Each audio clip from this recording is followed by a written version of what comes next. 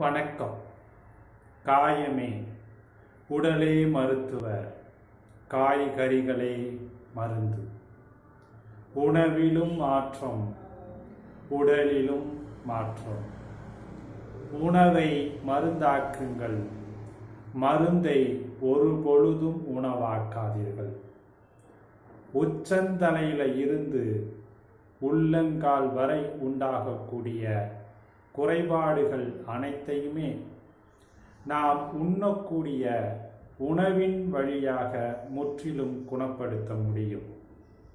உணவின் வழியாக குணப்படுத்துவது என்பது நாம் உண்ணுவதற்கு தேர்ந்தெடுக்கக்கூடிய காய்களையும் கீரைகளையும் அதனுடைய தன்மை மாறாமல் சமைத்து சாப்பிட வேண்டும்.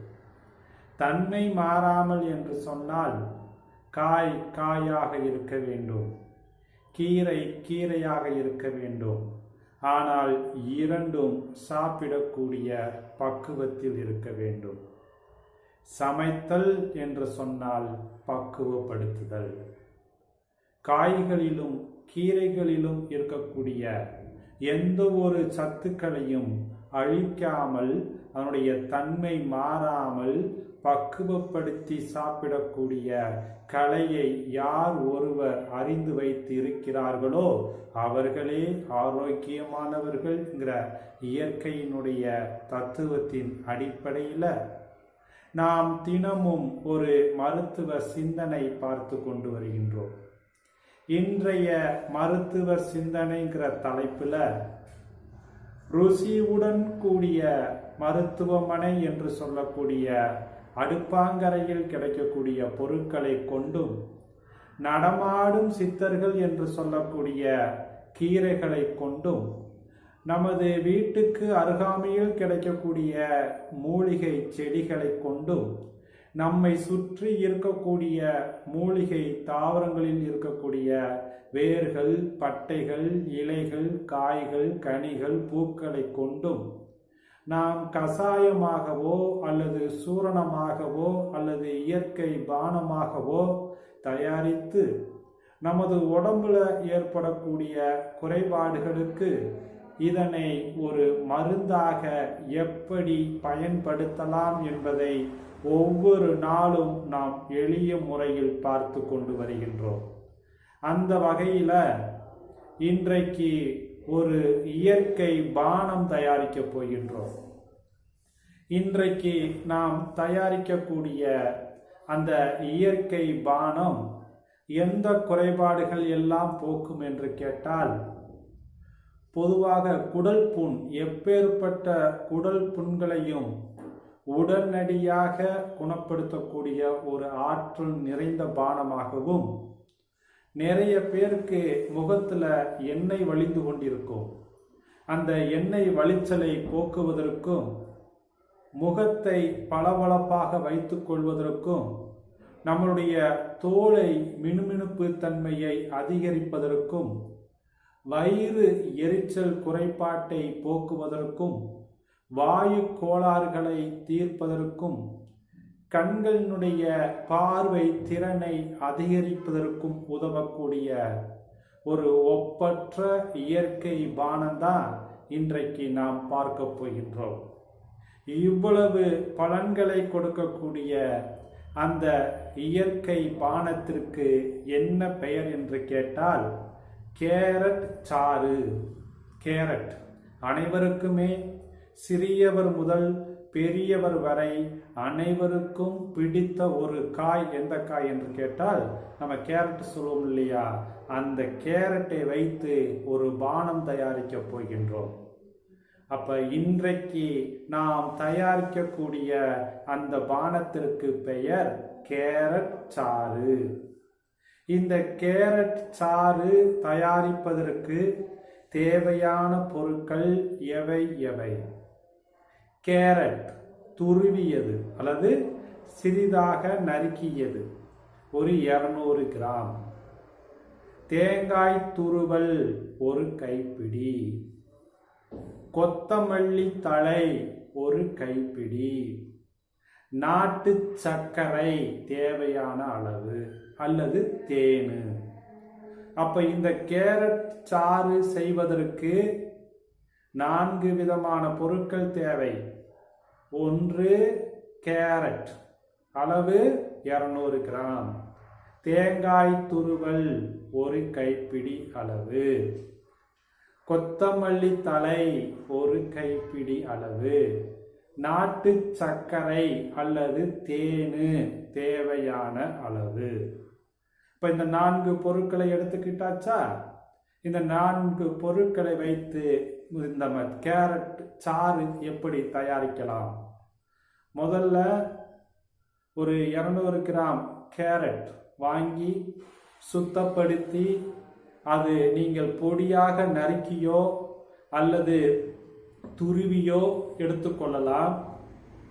இரண்டாவது, தேங்காயை தேவையான அளவுக்கு 1 கைப்பிடி அளவுக்கு தேங்காய் துருவல் எடுத்துக்கொண்டு கொத்தமல்லி தழையையும் எடுத்து ஆய்ந்து வைத்துக்கொண்டு இந்த 3ஐயும் தனித்தனியாக அரைக்க வேண்டும். முதல்ல கேரட்டை போட்டு சாறு எடுத்துக்கிட்டு, ரெண்டாவது தேங்காய் போட்டு சாறு எடுத்துக்கிட்டு, மூன்றாவது கொத்தமல்லி தழையை போட்டு சாறு எடுத்து வைத்து கொள்ள வேண்டும். முதல் வேலை என்ன? அந்த கேரட்டையும் தேங்காயையும் கொத்தமல்லி தழையையும் தனித்தனியாக மிக்சியில் போட்டு அரைத்து சாறு எடுத்து கொள்ள வேண்டும்.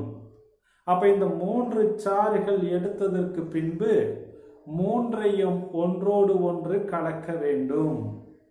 அப்ப கேரட் சாரோடு தேங்காய் சாறையும் கொத்தமல்லி சாறையும் கலந்து அதுல தேவையான அளவுக்கு நாட்டு சர்க்கரையோ அல்லது தேனையோ கலந்து குடிக்க வேண்டும். அப்ப கேரட் சாறு செய்வதற்கு செய்முறை எப்படின்னு பார்த்தோமா? எப்படி? கேரட்டையும் தேங்காயையும் கொத்தமல்லியையும் தனித்தனியாக தேவையான அளவுக்கு எடுத்து தனித்தனியாக மிக்சியில போட்டு அரைச்சு சாறு எடுத்து அதுக்கு அப்புறம்தான் 3ஐயும் ஒன்றோடு ஒன்று கலந்து அதனோடு தேவையான அளவிற்கு தேனோ அல்லது நாட்டு சர்க்கரையோ கலந்து குடிக்க வேண்டும். செய்முறை ரொம்ப எளிமையா இருக்கா? சரி, இந்த சாறு சிறியவர் முதல் பெரியவர் வரை அனைவருமே குடிக்கலாம். வயது வித்தியாசமின்றி அனைவருக்கும் ஆரோக்கியத்தை கொடுக்கக்கூடியதுதான். குறிப்பாக யார் யாருக்கெல்லாம் மிகுந்த பலனை கொடுக்கும் என்று கேட்டால், இந்த புற்றுநோயினால் பாதிக்கப்பட்டவர்கள், அந்த புற்றுநோயினால் பாதிக்கப்பட்டவர்களுக்கு இந்த கேரட் சாறு ஒரு அருமருந்தாக திகழும். வயிறு எரிச்சல், அடிக்கடி பார்த்தீங்கன்னா வயிறு எப்பயுமே ஒரு எரிச்சலான உணர்வு கொண்டிருப்பார்கள். அப்ப வயிறு எரிச்சலினால் துன்பப்பட்டு கொண்டு இருப்பவர்கள் இந்த கேரட் சாறை அருந்தலாம். உடம்புல வாயு கோளாறுகள், வாயுத்தன்மை மிகுதியாகி அதனால் உண்டாகக்கூடிய பிரச்சனைகளை அவஸ்தைப்பட்டு கொண்டு இருப்பவர்கள் இந்த கேரட் சாறை பயன்படுத்தலாம். குடல் புண், உடம்புக்குள்ள குடல்ல புண்கள் வந்து அந்த பலவிதமான முயற்சிகள் செய்தும் குடல் புண்கள் முழுமையாக குணமாகாமல் அவஸ்தைப்பட்டு கொண்டிருப்பவர்களுக்கு உடனடியாக ஒரு பலனை தரக்கூடியதுதான் இந்த கேரட் சாறு. அதற்கடுத்து கண் பார்வை திறனை கூர்மைப்படுத்துவதற்கும் கண் பார்வை திறனை அதிகரிப்பதற்கும் உதவக்கூடியது. அப்ப சிறியவர் முதல் பெரியவர் வரை அனைவருக்கும் ஏற்றதுதான். அப்போ முகத்துல ஒரு சில பேர்த்துக்கு எண்ணெய் தன்மையோடு இருப்பார்கள் இல்லையா, அந்த எண்ணெய் தன்மையை போக்கி முகத்தை பளபளப்பாக வைத்துக் கொள்ள வேண்டும் என்று நினைப்பவர்களும் இந்த கேரட் சாறை தொடர்ந்து அருந்தலாம். மேலும் சிறியவர் முதல் பெரியவர் வரை இந்த கேரட் சாறை தொடர்ந்து அறிந்து கொண்டு வந்தால் அவர்களுடைய தோல் மினுமினுப்பு அடையும். அப்ப தோல் மினுமினுப்பு அடையும், முகம் பளபளப்பு அடையும், வாயு கோளாறுகளை தீர்க்கும், வயிறு எரிச்சலை போக்கும், குடல் புண்களை ஆற்றும், புற்றுநோயாளிகளுக்கு ஒரு சிறந்த உணவாக திகழும். இதை தவிர்த்து ஆரோக்கியமானவர்களும் இந்த கேரட் சாறை தினந்தோறும் குடித்து கொண்டு வரலாம். ஒன்றை காலை வேளையில குடிக்கலாம், அல்லது மாலை வேளையில குடிக்கலாம், அல்லது 2 வேளையும் குடிக்கலாம்.